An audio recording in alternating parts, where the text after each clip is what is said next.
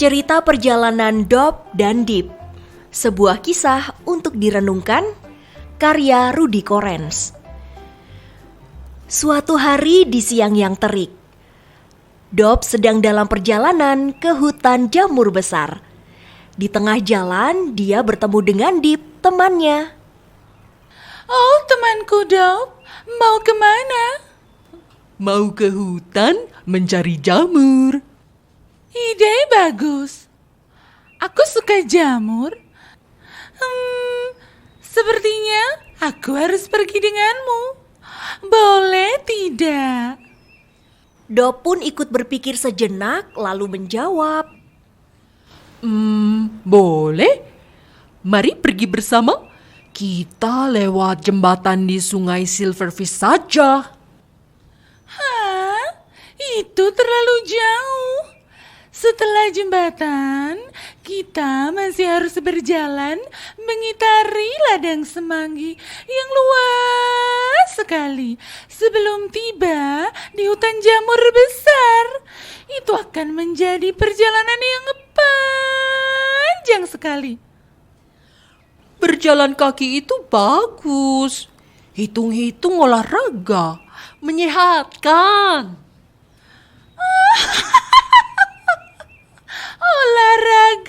Olahraga. Sungainya itu dekat. Airnya juga dangkal. Kita bisa dengan mudah menyeberangi sungai. Memang airnya dangkal. Tapi menyeberangi sungai sangat berbahaya.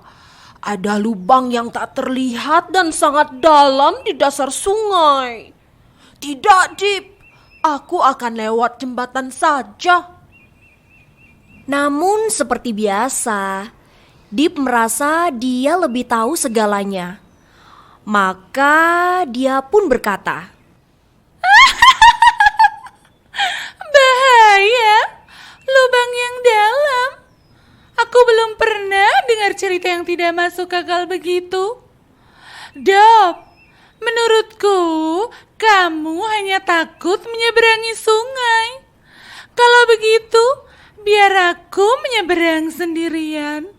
Dan aku akan tiba di hutan sebelum kamu. Dop agak marah karena Dip tak mau mendengar nasihatnya. Terserah. Aku tetap memilih untuk lewat jembatan. Selamat tinggal. Dip tidak menjawab. Dia pun bergegas menuju sungai. Begitu tiba, Dip mulai menyelupkan kakinya di sungai sembari mengoceh sendiri. Lihat, apa ku bilang? Tidak masuk akal kalau Dop bilang ada lubang di dasar sungai ini. Tidak ada lubang kok di sini. Ya kan? Tidak ada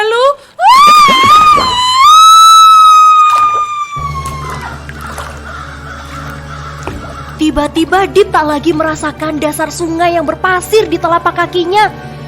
Ternyata memang ada lubang yang dalam di dasar sungai itu. Dip terperosok. Sejenak kemudian tubuhnya muncul ke permukaan.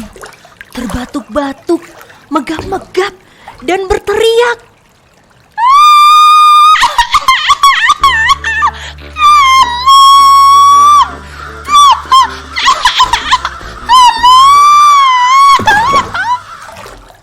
Dia kembali terperosok. Lubang itu pasti sangat dalam, karena Dip tak kunjung muncul lagi. Dan pasti Dop sudah terlalu jauh berjalan. Dia tidak mendengar teriakan Dip yang meminta pertolongan. Akhir cerita, setelah menempuh perjalanan yang jauh namun menyenangkan, Dop tiba di hutan jamur besar. Namun ia tak melihat Dip dimanapun. Dip belum sampai. Mungkinkah dia tidak jadi menyeberang sungai? Mungkinkah dia kecewa karena aku tak mau ikut dengannya? Oh, mungkin dia pulang. Yah, terserahlah.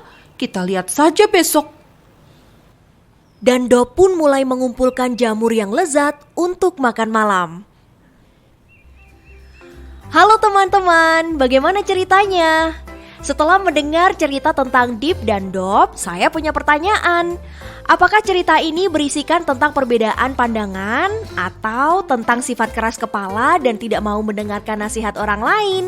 Satu hal untuk direnungkan ya.